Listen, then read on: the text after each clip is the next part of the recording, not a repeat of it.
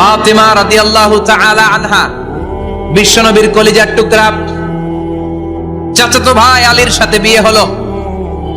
আলী যখন প্রস্তাব দিল ফাতেমার কাছে, যে বলে, ও ফাতেমা রাজি আছো কিনা? চুপচাপ, কথা কয় না। বিশ্বনবী বুঝলেন রাজি, দুইজনকে বিয়ে পড়িয়ে দিলেন। বিয়ে পড়িয়ে দুইজনকে দাঁড় করিয়ে দিয়ে বিশ্বনবী ওযু করলেন। ওযু করার পরে সামান্য কিছু ওযুর পানি ছিল, আলীর মাথার মধ্যে ছিটিয়ে দিলেন, বরকতের পানি। সুবহানাল্লাহ কইবেন না? সুবহানাল্লাহ। ওযু করে সাইয়েদনা আলীর মাথার মধ্যে ছিটিয়ে দিলেন আর দোয়া করে দিলেন, বারাকাল্লাহু লাকুমা ওয়া বারাকা আলাইকুমা ওয়া জামাআ বাইনাকুমা ফি খাইর। আল্লাহ তোমাদের দুইজনকে বরকত দিয়ে দাম্পত্য জীবন শুরু করার তৌফিক দান করুক। আবার দোয়া করলেন, আল্লাহুম্মা বারিক লাহুমা ফি বিনাইহিমা, ওদের সম্পর্কে বরকত দেন। ওয়া নাসালিহিমা শিবলিহিমা, ওদের গর্ভে যে সন্তান আসবে এগুলোর শ্রেষ্ঠ সন্তান বানান। 1 বছরের ব্যবধানে ঘরটাকে আলোকিত করে প্রথম সন্তানের জন্ম হাসান। সুবহানাল্লাহ। হাসান রে বিশ্বনবী এত আদর করেছেন, বিশ্বনবীর কাছ থেকে এত আদর কেউ কোনোদিন পায় নাই। হাসান রে বিশ্বনবী ডাকতেন লুকা।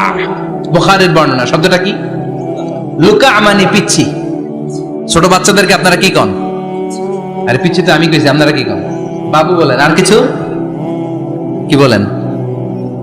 আর কিছু নাই। তাহলে এই যে বাবু পিচ্ছি, হ্যাঁ, এই বাবু পিচ্ছি আরবি হচ্ছে লুকা। বিশ্বনবী ফাতেমার ঘরে এসে বলতেন, আইনা লুকা, পিচ্ছিটা কই রে? আমার হাসান কই, আমার নানা ভাই কই? আর বিশ্বনবীর আওয়াজ শুনলে হাসান এসে বিশ্বনবীর কাঁধে, আল্লাহু আকবার, আল্লাহু আকবার। বিশ্বনবী বলতেন, ফাতেমা আমার কলিজার টুকরা, যে ফাতেমারে কষ্ট দেয় সে আমারে কষ্ট দেয়, ফাতেমারে আনন্দ দেয় মানে আমি বিশ্বনবীরে আনন্দ দেয়।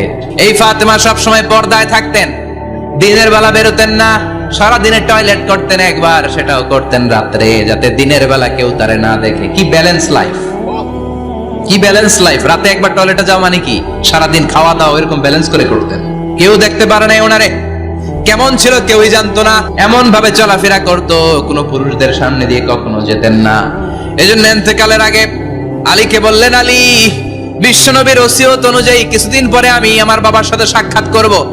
ইন্তেকালের সময় বেশি লোক আমার জানাজাতে আসার দরকার নাই, নিজেরা দোয়া করে দিলে চলবে। আর আমার জানাজার খাটিয়ার উপর দিয়ে বিশাল একটা বোরকা দিয়ে দিও। এটা আরবিতে বলে নাউশ। কি বলে? এই প্রথম কোন নারী তার খাটিয়ার উপরে নাউশ ব্যবহার করেছে, জন্য এটাকে বলে সুন্নাতু ফাতিমা, ফাতেমার সুন্নাত। সাইয়েদাতুনা ফাতেমার আগে কেউ জানাজার খাটিয়াতে নাউশ ব্যবহার করে নাই। আল্লাহু আকবার। আলীকে বলে গেলেন, আলী, অল্প কয়েকজন পুরুষ নিয়ে জানাজা দিও, বেশি মানুষের কাছে আমার নিও না।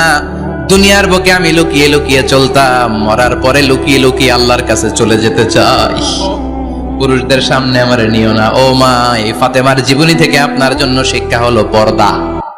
সব সময় পর্দাটা দেহে থাকার দরকার আছে না নাই? রাজি আছেন তো? তাহলে এই 6 জন নারীর জীবনে যদি আমার মায়েরা পরে, আমার মায়েরা বোঝে, ওই মায়েরা বিপদগামী হতে পারে নাকি?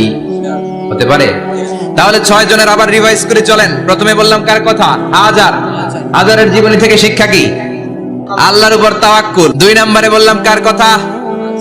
আসিয়ার কথা। আসিয়ার জীবনী থেকে শিক্ষা হলো ইমানের পথে অবিচল থাকতে হবে, ঠিক কিনা? তারপরে মারিয়ামের জীবনী থেকে শিক্ষা হলো সব সময় ইবাদতে মশগুল।